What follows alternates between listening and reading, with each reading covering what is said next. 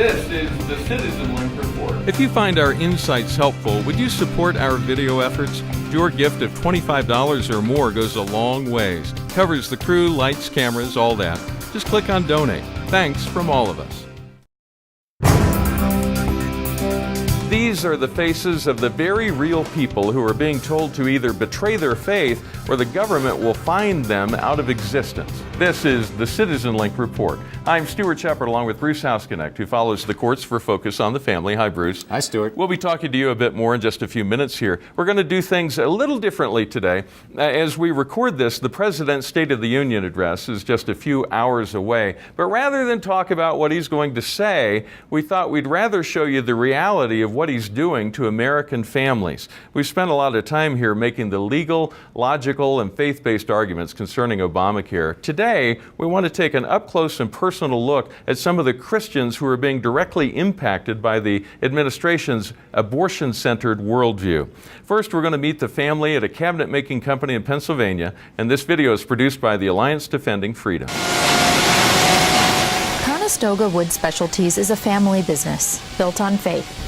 Headquartered in Pennsylvania, the custom wood cabinet manufacturer founded the company on the same religious principles as the state's founder, William Penn. Our religion is Mennonite, and that's our faith, and that's what we are founded on.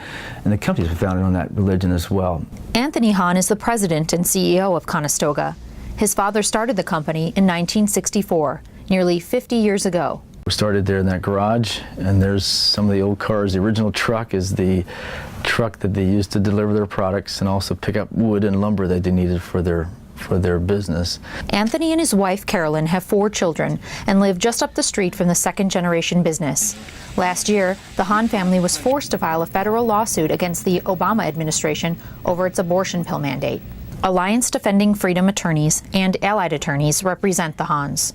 The question in this case is whether all Americans will have religious freedom and will be able to live and do business according to their faith, or whether the federal government can pick and choose what faith is, who are the faithful, and where and when they can exercise that faith. The mandate forces employers, regardless of their religious or moral convictions, to provide insurance coverage for abortion-inducing drugs, sterilization, and contraception under threat of heavy penalties by the government.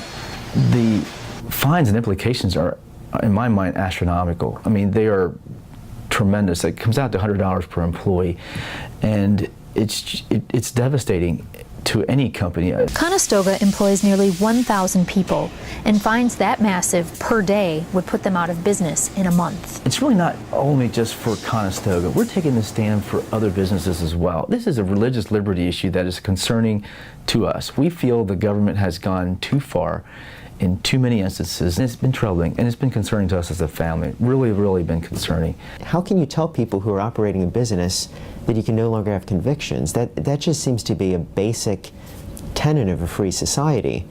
If we say religious convictions mean nothing in this context, there's no stopping what the government can ultimately do. Randy Wanger is an ADF allied attorney with the Independence Law Center and part of the Hahn family's legal team. They are now asking the U.S. Supreme Court to take the case. A major aspect of religious freedom is at stake, and that is if the government can force the Hahns to violate their sincerely held religious beliefs just to engage in a livelihood, that sets dangerous precedent. Because the government can do that to them, then they can certainly do much worse to others. I go back to the founding days of our company, my father starting the company, and he would have said he never would have expected the company to be where it is. And I asked him this question: did you ever think that you'd have to be in court to defend one of our moral and religious values? And he said, no, I've never thought I'd ever have to do that. Bruce, when that video was put together, they were hoping to be heard by the Supreme Court. In the meantime, the Supreme Court has accepted the case, and shortly we'll be hearing it at the same time as the Hobby Lobby challenge. That's right. Both of those cases have been combined, and the Supreme Court is going to hear oral arguments in late March, when we'll get a decision probably in mid to late June, probably one of the last decisions to come out of the Supreme Court this term. This is an interesting case because there are 45 other cases just like it in the pipeline involving for-profit companies owned by a family who run their businesses on faith-based principles, and they object to being forced by the Obama administration to provide possible abortion-inducing drugs as part of their health plan, and they want to be exempt from that. And the Obama administration is saying no, even though, you know, there are approximately 100 million people that are already exempt from being covered by these regulations, yet the administration is saying we have a compelling interest in forcing these for-profit religious businesses to comply with this law. What do you think the long-term goal is there? Why would they fight all of these cases, more than 90 of them now in total, when you include all the nonprofits and the for-profit businesses? Why are they fighting it so ferociously? I think it's political. I think you have an administration that is very pro-abortion. You have the Secretary of Health and Human Services, Sebelius, who was the most pro-abortion governor in history, and they are pushing an agenda that intends to overcome any religious objections across the country to abortion on demand. All right. We're going to take a look at a nonprofit group now, and to me, every time I see this in the headlines, it strikes me as the White House's worst PR problem that they've got, because here they are in court fighting against the Little Sisters of the Poor. And this is a video that was put together to give you a deeper understanding of their mission and what their lives are like.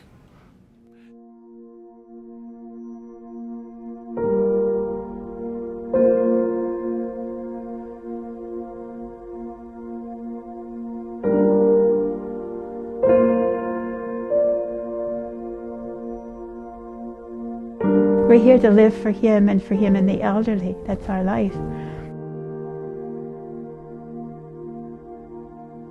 When the people you care for look up at you, they want to see Christ's face. And when you look down at them, you have to find Christ's face. The elderly are at risk if they are on their own, no one to speak for them, no one to stand up and express to the world and show the world that these people are still valuable. They're God's creation. And whether they're Catholic or of any other faith persuasion, you know, they have a home here. In this home, nobody dies alone. They will hold your hand, they will do singing, and they will make you really feel somebody's there with you until the last breath. I'll be 95 in November. What? And she takes care of our chapel.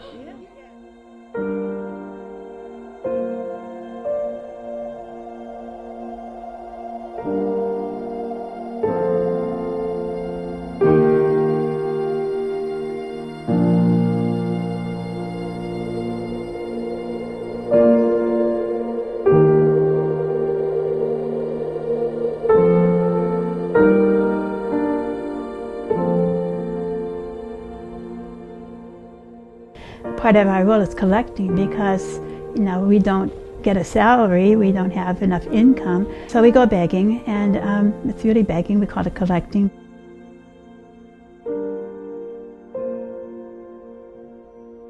But you know that in every encounter, when you're feeding them or assisting them in any way, helping them into a chair, listening to them, all those are opportunities when we meet Christ really living in them.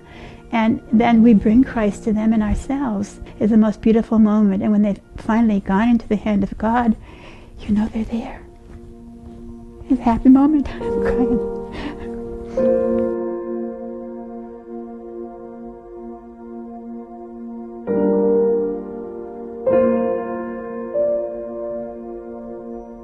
Now, just in the last few days, we've gotten some good news, at least in the short term, for the Little Sisters of the Poor. Tell us what happened. Yes, the Supreme Court granted them an injunction which stopped the enforcement of all the penalties and fines that go along with not complying with Obamacare. And so the case will now go back to Colorado, where it started, to kind of flesh out the issues some more and get it up on an appellate level where the 10th Circuit and ultimately the Supreme Court can look at it. This is different than the Conestoga Hobby Lobby, because those are the for-profit cases.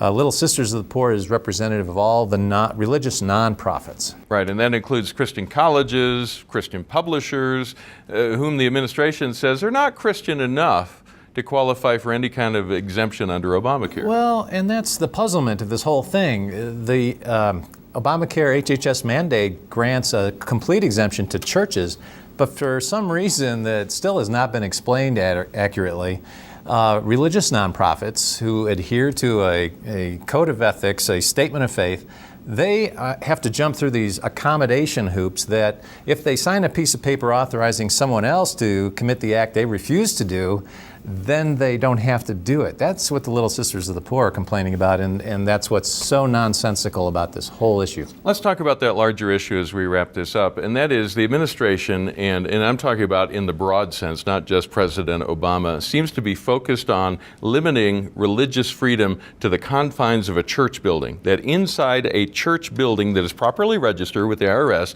that you have certain freedoms protected under the First Amendment, but once you walk out of that building, if you're doing anything else in Jesus' name, you're not covered. You're not considered to be Christian, religious in the eyes of the law. What's the goal of that kind of thinking? What are they after? Well, the left seems to believe that if they can control what happens outside the church, then they can get all their policies through, they can change the culture of the country.